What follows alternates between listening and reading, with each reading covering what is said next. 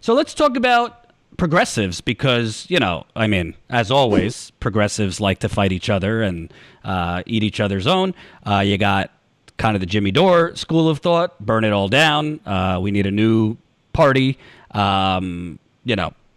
AOC, and even the squad, he has criticisms of. And then you have, progressives and the squad and Bernie, which is let's keep chipping away. We've won seats in Congress in 2018, now 2020. We got Jamal Bowman coming in, Cori Bush, with the Democratic Party now having a narrow majority in the House because they're totally, a disaster and lost to Republicans. They were supposed to grow their House majority. They lost seats.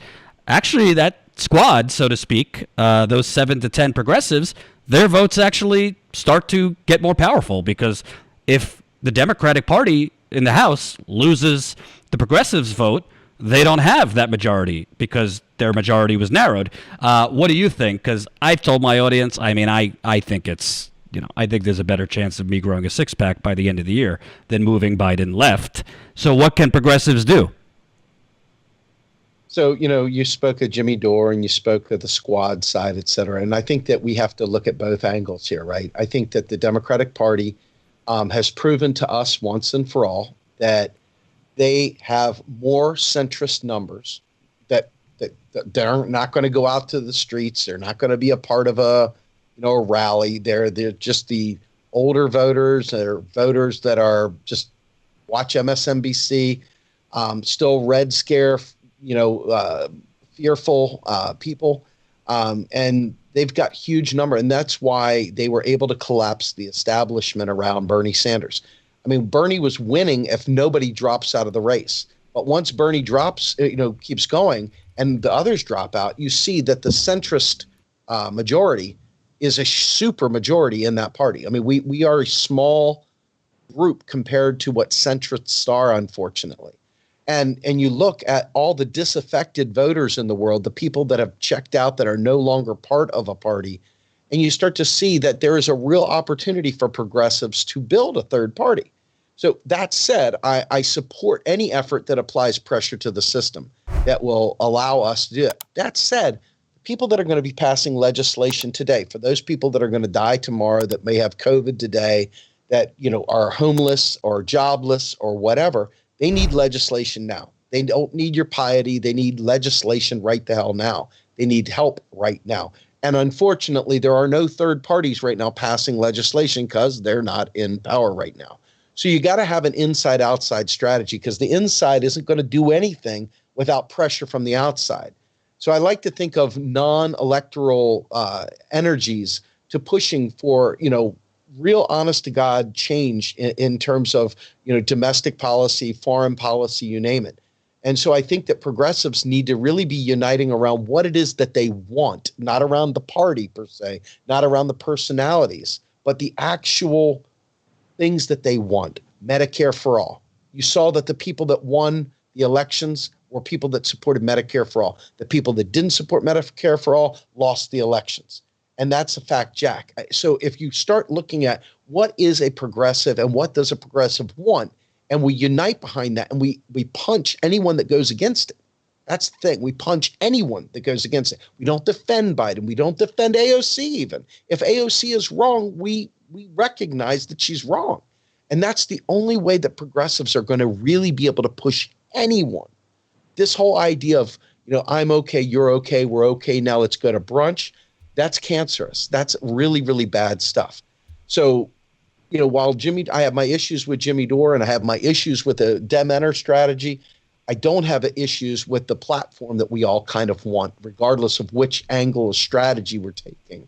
And, I'm going to break out the commie card here for a minute. If you go back to Lenin and what is to be done and, some of his writings back then, especially in the last chapters, he starts talking about a unified media, the ability to have propaganda, the ability to agitate. We've got to remember these things. We got to remember what it's like to unite on the issues, not on the parties. The parties divide us, unfortunately. And by being divided by party instead of being united on our principles and our values, regardless of whether we're thinking third party or thinking Democrat, I think that we lose. The only way we win is to unite around those issues and really start remembering what it's like to create a union picket line, to start remembering what it's like to actually bring commerce to a halt, to stop traffic, to stop things, and to make bold, direct action. Those days, a lot of union tactics are now illegal. They've made being a union very, very challenging. So the one thing I would like to see is you see the public sector unions right now. Those public sector unions are very strong. The teachers union, the nurses. There's a bunch of different unions out there that really have some power to influence and to pressure and to push. Now, the question will be, will they push for the right things? Will those unions listen to their membership, or will they follow those leaders that take baths in the bathhouses of Washington, D.C. together? And so I think a lot of it's going to come down to non-electoral, strength in numbers, issue-oriented fighting. And that's, to me, the only way progress is going to be made, because the parties, there's no way we win it just in the Democratic Party. The Democratic Party is just not going to serve us in that way. It's just not. No matter how much we want it, it's just not without external pressures. So that's where Jimmy's strategy and the third party strategy and the whole concept there can work together. I do think that they tend to eat everything. They're like skimming every headline to find some fault with AOC, to find some fault with Omar and all of them. So to that extent, I understand you're talking about politicians that must make deals and negotiate with one another. And unfortunately, they're part of an apparatus that is an establishment apparatus. So they've got to play nicely within there. They have no power otherwise. That's the sucky thing. We don't have the numbers. No matter how much our attitude is there, no matter how much rage and outrage we have, we don't have the numbers in these representative positions. So until we develop the kind of strong backbone from like union-like tactics, I don't think we're going to see the kind of change. So progressives, we got some decisions to make. And to me, the one thing that we should all be able to unite around, period, the MMT mindset, the idea that the federal government can pay for it all, and they're lying to us. If we use that as the cornerstone for what we're fighting for, all of those programs, all of that stuff, all the straw man arguments that they throw at us about affordability go right out the window. And that is the entry point by which we can really, really attack each one of our things: a Green New Deal, Medicare for all, ending student debt, all those very important things, eliminating rent moratorium, rent cancellation, COVID payments, the temporary UBI, expanding Social Security, a federal job guarantee. All of that comes with understanding that the federal government can pay for it all. And if we start uniting around that core principle and stop, the private federal, shut up.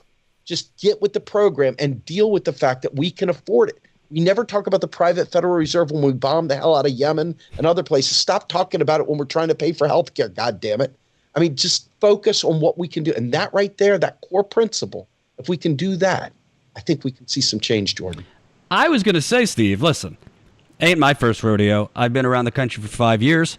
I don't want to minimize what Black Lives Matter is doing. I don't want to minimize what Fight for 15 or Climate Sunrise Movement or any of these people are doing. But at a certain point, you kind of got to read the tea leaves. We could all march around till we're blue in the face. We could march for blocks, for cities, and keep on marching, and the capitalist plutocracy will wait us out. As long as we're not marching around their yachts, as long as we're not marching around, their summer vineyards, as long as they are, cocooned, they live in their cocoon and we're not disturbing them, they'll say, all right, let them march. The police will bash their heads in. It'll last for 6 months, and that will be that.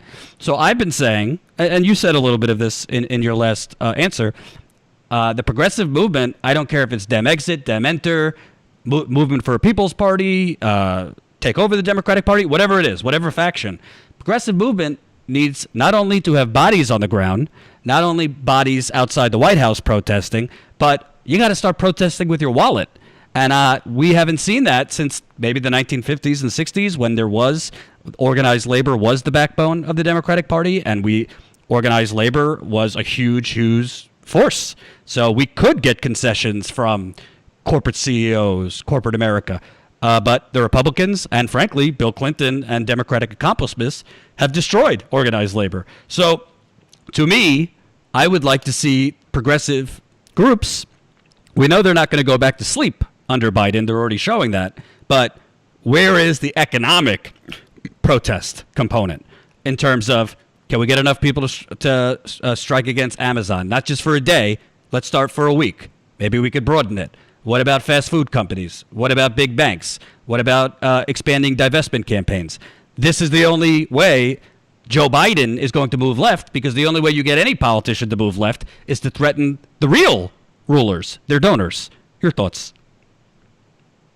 Yeah, I think that, we don't like to talk about violence, and, it's usually the first thing we go, oh, no, can't possibly do that. And I'm not here to advocate for violence. But I do think that the kind of disruptions and agitation that have to occur have to be substantive. They have to be forceful, and they have to be pointed and specific. They can't just be kind of loosey-goosey. And whatever that takes, I'm not going to describe a specific action that I think should or should not take place. But I will tell you that the more timid we are in our demands, the less likely we are to get them met. And, I really think it's very important that we get past some of our Red Scare fears and start looking at how labor once used to unite back in the Industrial Revolution. There's lessons there to be learned. All of Europe, the Soviet Union didn't exist at the time. It was just Russians, and the labor forces talked to one another. They discussed theory. They discussed praxis. They discussed tactics. They had underground channels. They operated as a system, as an organization, as a group of people that were fighting back. And of course, you had the Social Democrats of the time who were always ready to make peace with capital, et cetera. But in reality, you look at labor as a whole, and they were very, very serious. They were committed.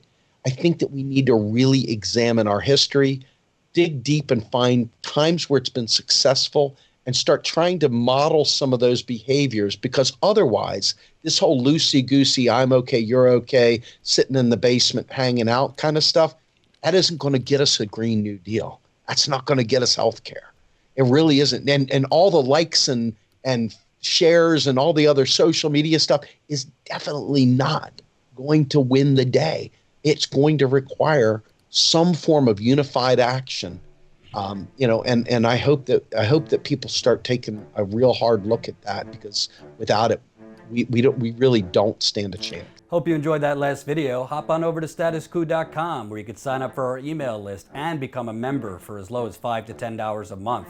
Membership is how we grow. That's statuscoup.com/join. And remember, join our email list so we can grow the revolution with you.